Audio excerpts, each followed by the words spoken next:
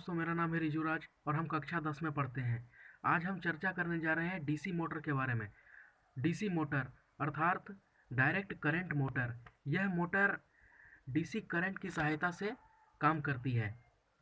इस मोटर में बहुत ही कम सामानों का यूज होता है, जैसे कि एक कनेक्टिंग शाफ्ट, जिसको कि कनेक्टिंग रॉड भी बोलते हैं, वो मेटल की होती है, और दो मैग्नेट जो कि परमानेंट होते हैं। एक उसमें आर्मेचर होता है जिसमें कि कॉपर की कॉइल होती है, और दो कार्बन ब्रश का यूज उसमें होता है जिससे कि करंट आर्मेचर कॉइल में फ्लो करे। इससे ज़्यादा इसमें कुछ नहीं होता है। अब इसके वर्किंग और प्रिंसिपल को समझते हैं। इसका वर्किंग बहुत ही सिंपल है।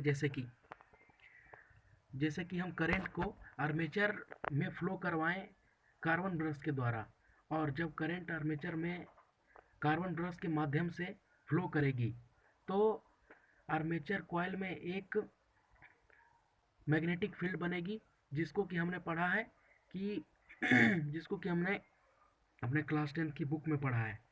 और एक मैग्नेटिक फील्ड हमारे पास पहले से ही है, जो कि परमानेंट मैग्नेट के द्वारा हमें बनाई गई है। तो जब ये दोनों मैग्नेटिक फील्ड बनाते हैं तो इसमें जो मूव करने वाला पार्ट है वो है आर्मेचर कॉइल।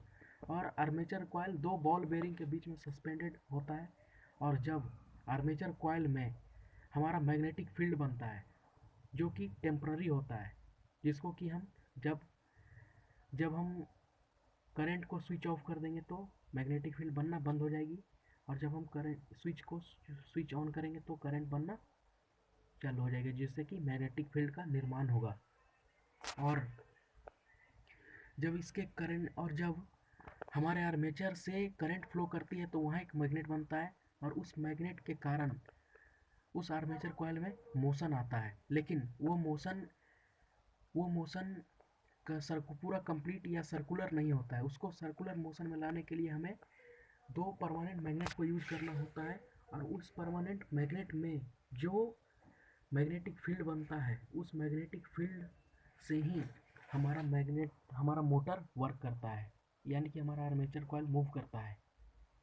हमने अपनी एनसीईआरटी की साइंस बुक में ये पढ़ा है कि a current carrying conductor when a current carrying conductor is kept between when a current carrying conductor is kept between a magnetic field, then the current carrying conductor start rotating.